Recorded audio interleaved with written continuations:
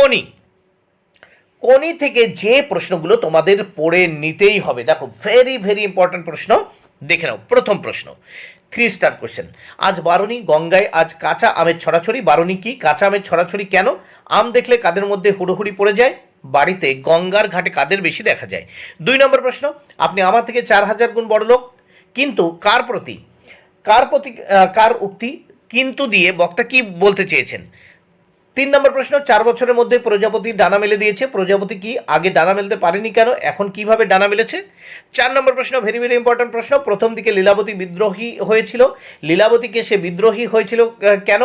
বক্তব্যটির অর্থ পরিস্ফুট করো। Very very important প্রশ্ন। 5 নম্বর গুরুত্বপূর্ণ প্রশ্ন দেখে নাও। না, ওরা জুপিটারের শত্রু। ওরা কারা? ওরা কেন জুপিটারের শত্রু প্রসঙ্গ লেখো।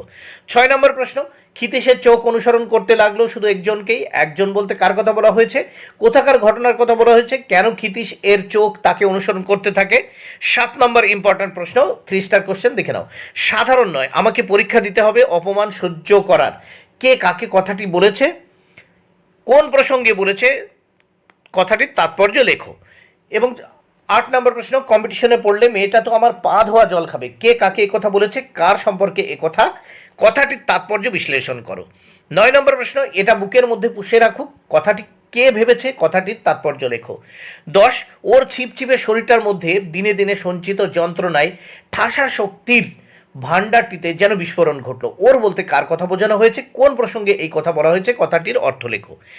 11 নম্বর প্রশ্ন, শোনামাত্র প্রণবেন্দু দপ করে উঠেছিল। প্রণবেন্দুর পরিচয় দাও। তার কথার মধ্য দিয়ে বক্তার কোন মানসিকতার পরিচয় পাওয়া যায়?